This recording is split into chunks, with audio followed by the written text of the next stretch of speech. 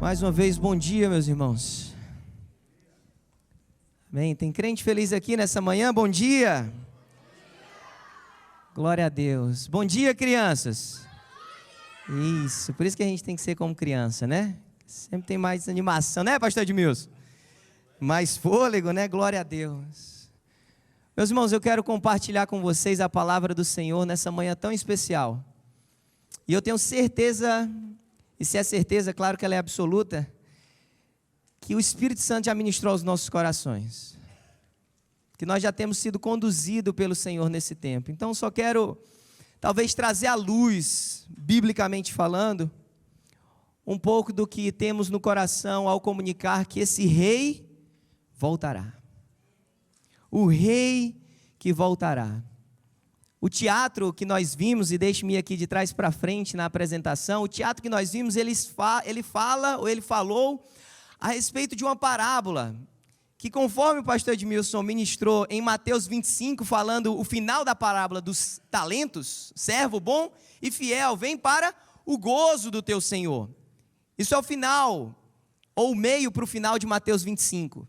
Mas Mateus 25 começa com a parábola das 10 virgens.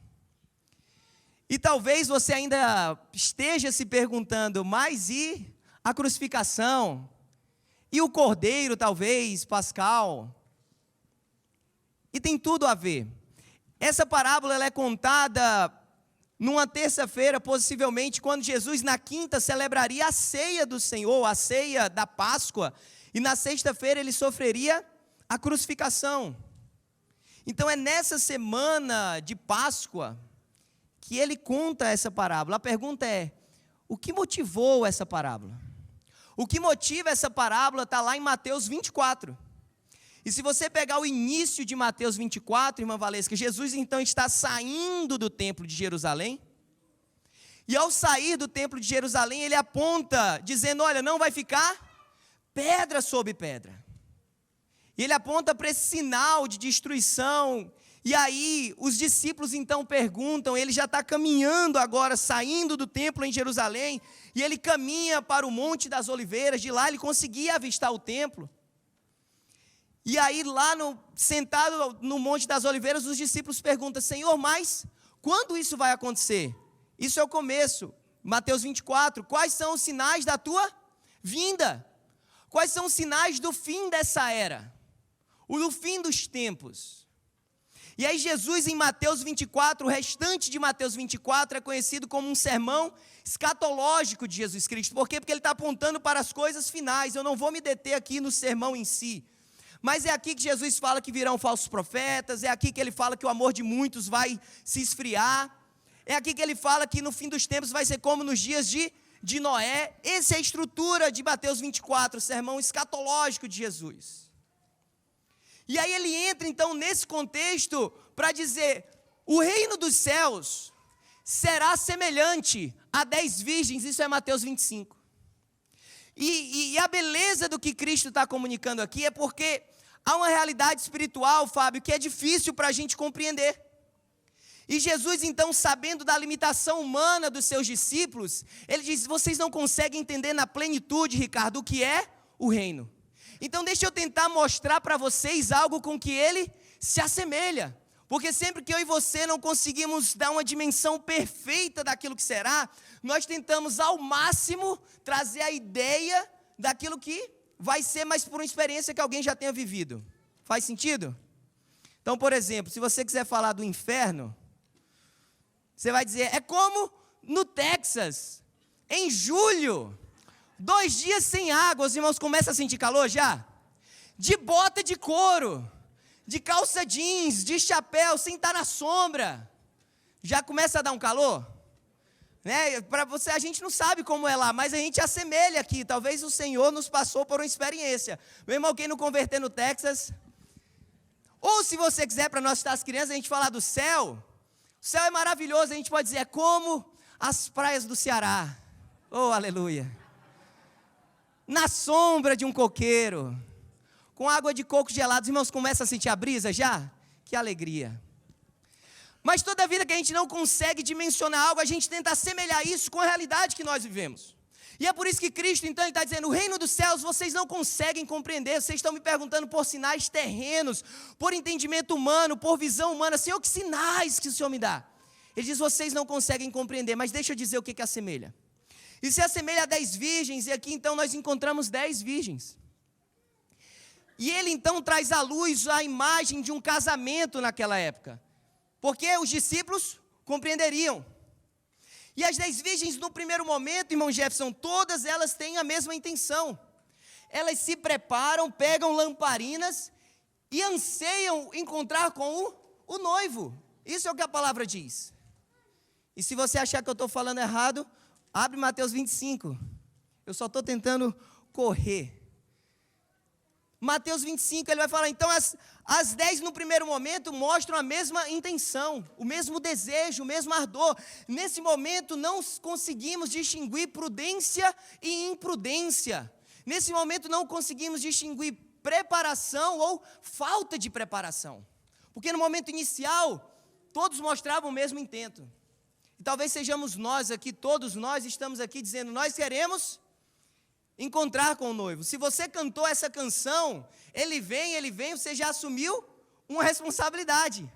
Porque você está clamando por um retorno. E você tem que ter eu e você temos que ter muita noção da dimensão desse convite, vem. E aí então fala que na mente delas, e Jesus Cristo contando, Márcia diz que elas demoraram, que ele demorou.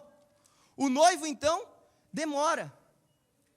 E é esse limbo temporal, esse espaço temporal, entre o início de uma expectativa e a consumação de fato dela, que diferencia toda a nossa caminhada. E aí então o noivo demora e todas adormecem, às 10. Porque nessa realidade espiritual que Cristo está contando, irmã Deise, tem prudentes e imprudentes espiritualmente. A beleza dessa parábola não é que o reino espiritual, a realidade espiritual é formada apenas por pessoas prudentes, não. Todos nós estamos subjugados a uma realidade espiritual. E nós só temos 2 opções de sermos encontrados, ou nós somos encontrados como prudentes ou como imprudentes. E aí então houve-se um anúncio de que o noivo vem. E aí com essa vinda do noivo, caberia, no imaginário que Jesus está trazendo através dessa ilustração do casamento, caberia às virgens, que eram como se fossem as damas da noiva, e ao encontro do noivo, iluminar o caminho do noivo até a casa da noiva, para a festa de casamento. E aí então quando elas despertam, 5 se deparam dizendo, meu Deus, acabou a minha luz, faltou o óleo, não tem alimentação para sustentar as minhas lamparinas. E nós cantamos e as irmãs dançaram também, dizendo que as minhas lamparinas estão acesas. E aí 5 delas então vão lá tentar amar e dizer, olha, nos dá, compartilha aqui. Quase aquele Uber que dá para compartilhar, não dá. Por quê? Porque não se transfere óleo.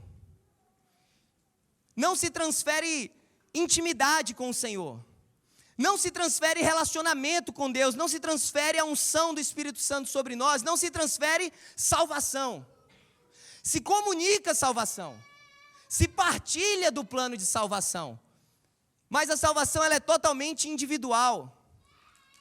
E a Bíblia fala que ao homem está destinado a morrer uma só vez, vindo depois disso o juízo.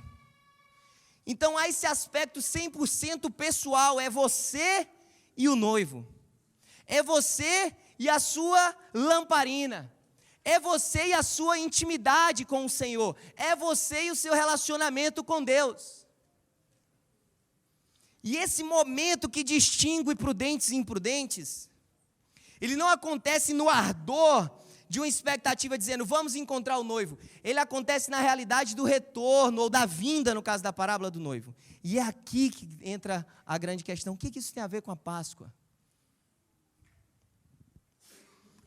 Esse é o momento da gente se preparar. Esse é o momento da gente ser chacoalhado na nossa vida espiritual, de dizer, eu quero mais óleo, eu quero me preparar mais. Eu não quero ser pego de surpresa, eu não quero ser achado faltando óleo na minha lamparina. Senhor, quando eu digo vem, eu também estou dizendo, eu estou pronto.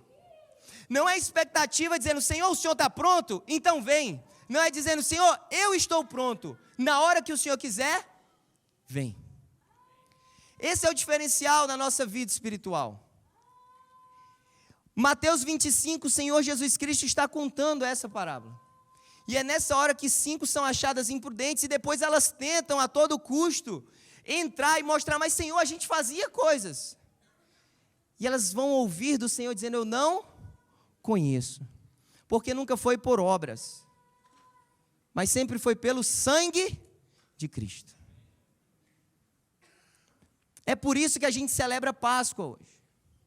Porque naquela sexta-feira, o sangue de Cristo verteu para dizer, não é mais ou nunca foi por obras, mas é somente pelo sangue do Cordeiro. É o sangue que é o sinal da aliança, assim como foi lá no Êxodo.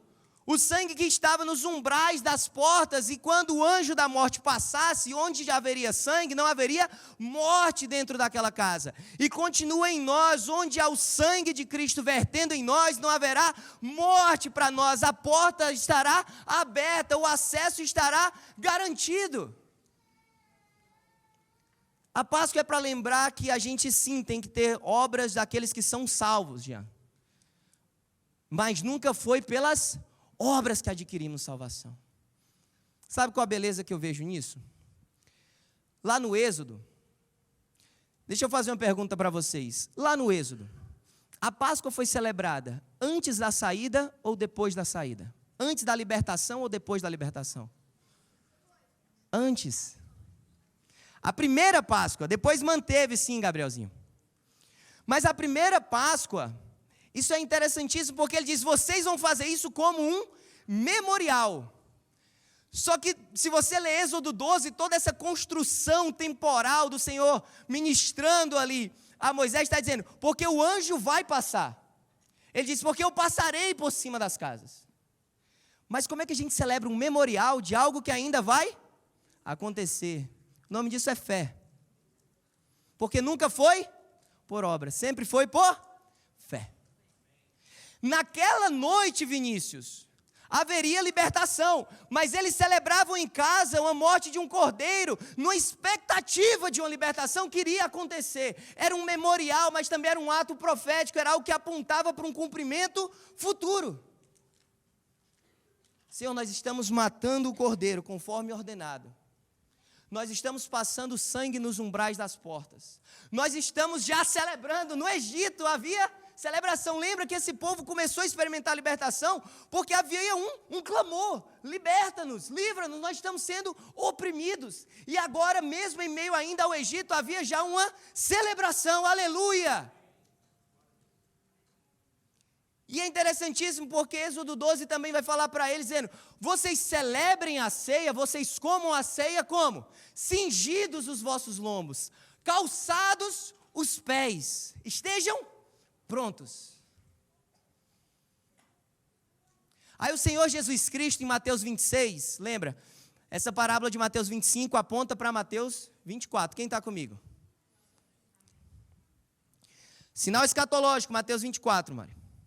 25 ele está contando isso, dizendo, vigiem, o término da parábola então não é apenas as virgens chorando, mas é um sinal de um carinho, de um amor, de uma graça de um Cristo que diz, portanto vigiem.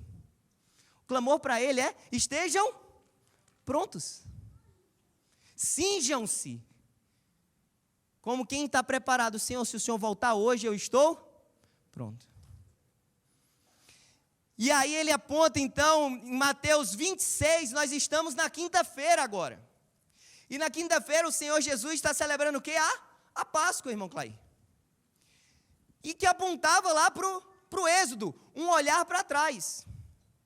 Mas que ele dizia, olha, vocês estão olhando para trás porque um cordeiro foi morto.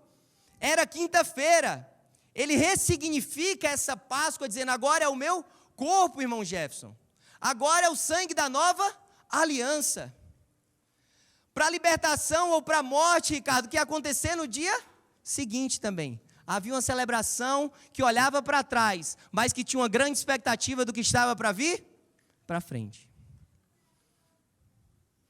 Essa ceia do Senhor, então, não era apenas a Páscoa lá no Êxodo, que era um sinal de um memorial, mas também de uma grande expectativa futura. A ceia do Senhor Jesus Cristo, esse sinal de uma nova aliança no sangue de Jesus, também era um sinal de um memorial que se olhava para trás dizendo: eu já libertei vocês, eu estou pagando o preço agora e um dia eu vou voltar. Porque em Mateus 26, se você ler o relato da ceia do Senhor, ele está dizendo: olha, celebrem a ceia, porque eu não vou beber mais do fruto da vide, até que chegue aquele dia, que eu celebrarei com o meu Pai no reino. Mateus 26, 29. Até aquele dia, que dia? O dia da segunda vinda. Por isso que nós falamos, irmã Adriana, de um rei que vai voltar. Primeiro, isso significa que ele já veio. E se você talvez acredita que ele veio, mas esse papo, como algumas imprudentes falaram, né? Vai demorar muito. Eu já escuto isso há tanto tempo.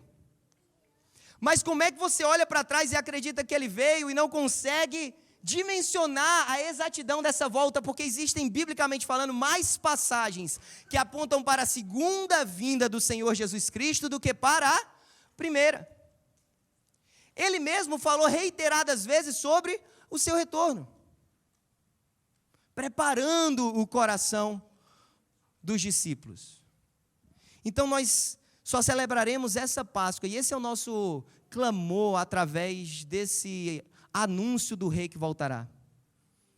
Tantas vezes nós olhamos para a Páscoa só olhando para trás, e está tudo bem.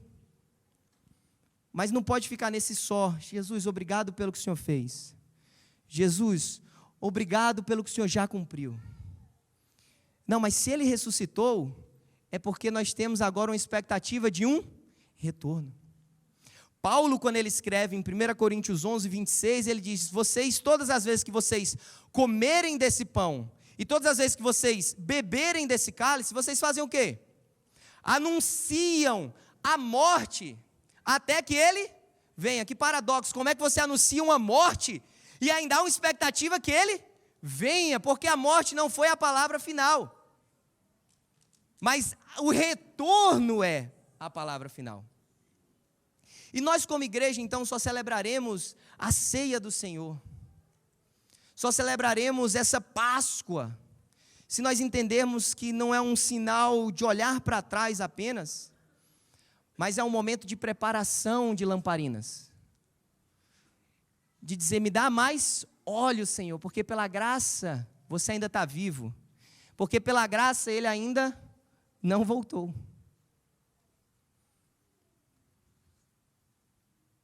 E é um momento então de eu e você afirmarmos: Senhor, me dá mais óleo, porque eu não estou só olhando para trás, mas eu estou aguardando esse retorno. A Páscoa era isso, a ceia do Senhor é isso. Quando eu falo a Páscoa, faço referência ao Êxodo. A ceia do Senhor também é. Sabe qual a beleza disso? Que um dia nós vamos parar de celebrar a ceia, porque nós celebraremos as bodas. A ceia ela é um memorial, ela é um sinal, ela é um norte, ela aponta, mas ela é efêmera, ela é temporária. Ela não é eterna, e glória a Deus que não é, porque senão nós estaríamos eternamente presos numa bolha de um tempo que nunca acaba, e que só tem uma expectativa vã de um cumprimento que nunca aconteceu. Não, um dia eu e você vamos parar de tomar a ceia, porque estaremos celebrando as bodas do Cordeiro. Então cabe a nós ser essas virgens que diligentemente estavam preparadas, muito embora parecesse uma demora, o dia chegou. E aí quando chegou, elas ouvem então: venham e entrem para as bodas do Cordeiro. Nosso convite através então desse culto, nessa manhã, desse tempo de Páscoa, é te convidar a essa reflexão. Jesus, me ajuda a me preparar melhor. Porque esse retorno A gente não tem que viver, Fernanda, como se esse retorno fosse acontecer a qualquer momento, no sentido de que as imprudentes talvez olhassem, um dia vai acontecer. Há uma pequena diferença, mas muito significativa. Nós temos que viver como se esse retorno fosse acontecer a todo momento, não a qualquer momento, mas a todo momento, de forma que se acontecer agora, nós estaremos celebrando com Ele na glória, amém? Quantos de nós teríamos essa ousadia de dizer, Senhor, vem hoje. Se o Senhor vier hoje, eu estou pronto. Se o Senhor chegar agora, tem lamparina acesa. Vem, vem, vem. Sabe como é que termina a palavra de Deus, a Bíblia Sagrada, a revelação do Senhor a nós? Apocalipse 22. Abre Apocalipse 22. Apocalipse 22, verso 7 vai dizer: Eis que venho em breve. Feliz é aquele que guarda as palavras da profecia desse livro. Apocalipse 22, 12 diz: Eis que venho em breve. A minha recompensa está comigo, eu retribuirei cada um de acordo com o que fezes. Verso 14, felizes os que lavam as suas vestes e assim têm direito à árvore da vida e podem entrar pelas portas da cidade. Verso 17 diz, o Espírito e a noiva dizem, vem. Todo aquele que ouvir, diga, vem. Quem tiver sede, venha. Quem quiser beber, beba de graça da água da vida. Aquele que dá testemunho dessas coisas diz, sim, venho em breve. Amém. Vem, Senhor Jesus. A graça do Senhor Jesus seja com todos. Amém. A gente não pode esquecer como essa peça começou, então. Ela começou dizendo que Jesus deixou toda a sua glória. Veio ao mundo como homem para quê? Isso. Viveu aqui, conheceu as nossas dores. Tudo em... Aleluia, glória a Deus. Para nos mostrar, Ele é o que? O único? Nos ama. E restaurar. E aí, se alguém se encontra em qualquer distanciamento, em qualquer frieza, se lamparinas estão sendo apagadas nessa manhã, a gente vai cantar que o seu perdão vai... Nenhum monte, nenhum como amor grande.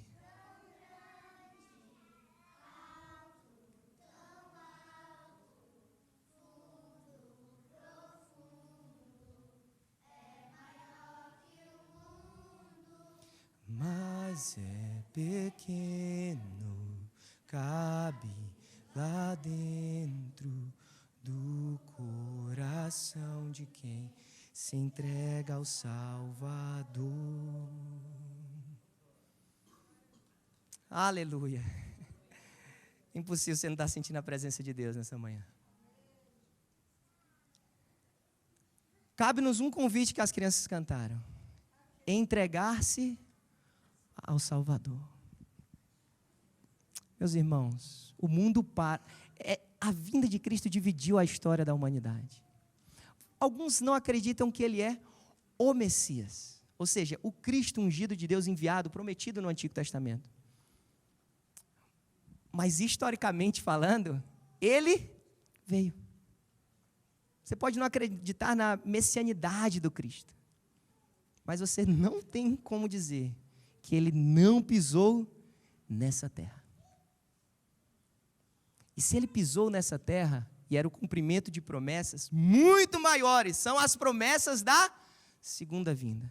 Meu clamor, igreja, é que olhemos para a expectativa futura. Esse rei vai voltar. Prepara-nos, Senhor. Dá-nos óleo nas nossas lamparinas. Aquece-nos, acende-nos. Que eu e você, ao cantarmos Ele vem, possamos ter uma consciência: eu estou preparado. Obrigado por ter acompanhado essa mensagem até o final. Se ela te edificou, nos deixa saber aqui através dos comentários ou encaminha essa mensagem para outras pessoas, para que elas também possam ser edificadas em nome de Jesus. E nós temos um pedido a te fazer. Se inscreve aqui no nosso canal, vai lá agora e se inscreve aqui no nosso canal, ativa o sininho das notificações, assim você sempre será informado quando a gente subir algum conteúdo aqui de pregação da palavra de Deus. Nosso desejo, nossa oração é sermos canal de bênção na tua vida. Que Deus te abençoe, em nome de Jesus.